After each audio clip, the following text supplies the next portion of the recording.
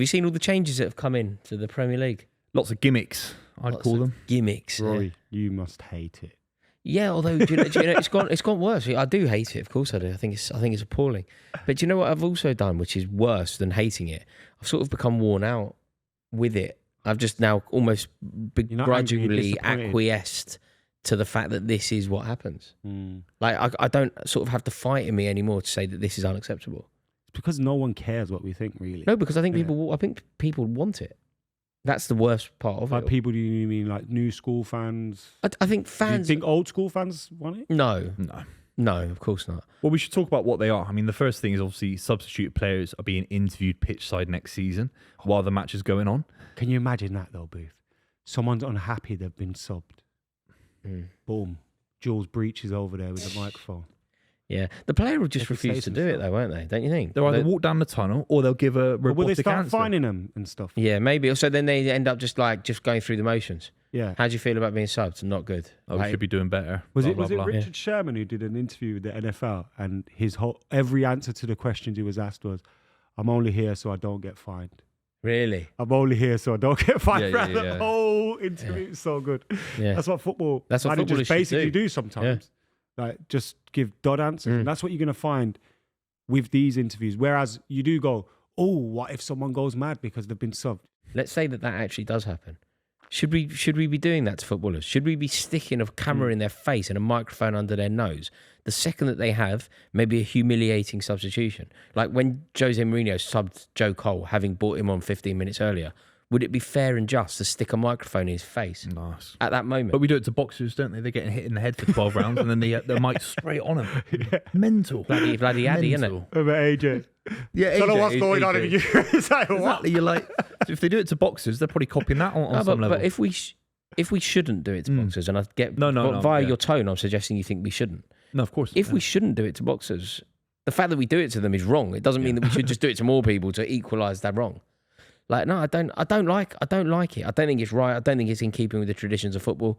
Does it make, and I hate using this word, but like the entertainment package of football better? Or do you think it makes it worse?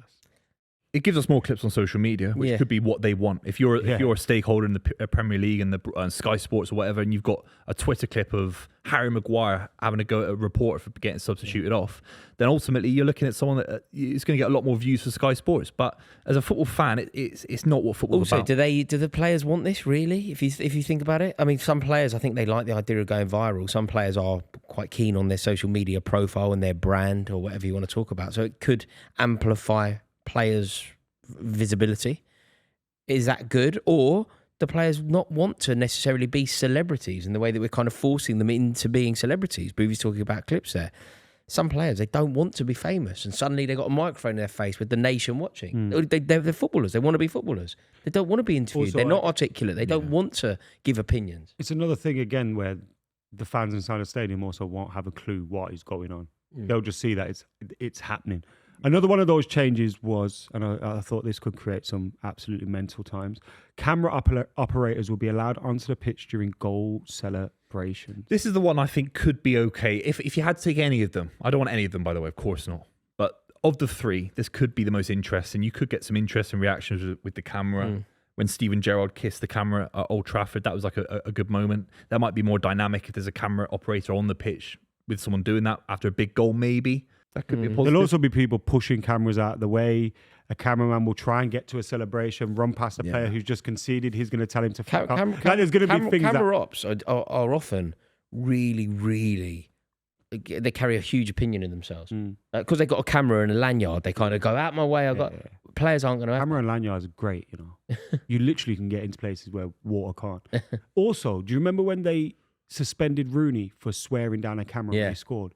If they start doing that to players, again, it's another invasion of their privacy almost, because you're putting a camera in their face, they're going to react emotionally, and then you're going to... It happened to Rooney, didn't it, in South Africa when he was walking off the pitch. We drew 0-0 with America. Algeria. Was it Algeria? We drew 0-0, and he was walking off the pitch, and then you got a camera up, obviously like full of his own importance, sticking a camera in his face. Rooney goes, look, they're booing us. That's what you want, and like fair. Suddenly, Rooney's like a villain. Yeah. And the camera up, everyone's patting him on the back. You think, you prick, you've done this. And also, give the sometimes geezer you a bit of say space. things you wouldn't have normally said. Of course you do, because you're emotional. Actually, do you know what? It's not this at all. But do you know, I've got Instagram, and on there, I flick through and I see fellas go up to people who are mangled outside nightclubs, and they start asking them questions, filming them, and filming them. Yeah, we don't And need you've got more girls, CCTV. and you've got stuff girls or that are filming. drunk coming out of nightclubs, and you get someone asking them questions. You're like, mate, Yeah, we don't need more cameras in football, do we? no. And then they get podcasts out of it and crypto coins and that. Remember that? It's Hot tour ago. ridiculous. There's also one more change: dressing room cameras, but not during team talks. Yeah, I mean, that just shouldn't happen. It's kind of a bit old school though, because it used to happen a little bit back in the day. I remember United videos used to have a lot of camera footage from in the dressing we are room. seeing more of it now, like with the Neil Warnock type. Yeah, exactly. You And always see. the All or Nothing documentaries, the Arsenal, Spurs, and Man City ones. It's not the most revolutionary idea in the world, is it? No, and also if you're not that in the dressing room, I guess it doesn't matter. You're just going to watch like players putting on shin pads and that, Yeah, or just walking in. and then they have to go out obviously when the team talk's delivered. So that one I don't think is too relevant really. Are you happy with the Americanization or the continued Americanization of English football? Well, obviously not, but it's just happening, isn't it? So loads of things going on in society that I'm not overly impressed with, and this would be another one. Like, what can you do? How many clubs are now owned by Americans? How many Premier League clubs are owned by Americans? You can obviously feel the direction that it's moving in. And even if clubs because I remember when any club did one of those Amazon Prime documentaries, United kind of have rules where they don't allow any cameras in. So a lot of the footage never got filmed at Old Trafford. Because the clubs are now basically doing whatever the TV companies want, they have to go, all right, because we need this money. Also, if you just think about like the venture capital that's involved with when generally Americans, not only Americans obviously, but when Americans buy football clubs, they aren't buying them because like when Randy Lerner bought Aston Villa, he didn't buy them because he has like this burning love of Birmingham. He didn't buy Aston Villa because he was born there or because he studied there and fell in love with the city and the football club. He bought them because he felt that it was a capital enterprise and that he could make as much money out of it as possible. Is that the kind of person that should be owning football clubs, which are effectively British institutions? They aren't businesses in the true sense of the word. Again, I agree with you, but then if you look at British institutions such as Royal Mail or fucking Cadbury's, it's all for sale. They're all It's all for sale. Now, No, everything is for sale here. But then you've seen some terrible examples of this. Obviously, it wasn't American, but like we saw Cardiff City turn blue. The Bluebirds turned red. Surely the people that buy the clubs have to like the clubs themselves in the structure that they're in.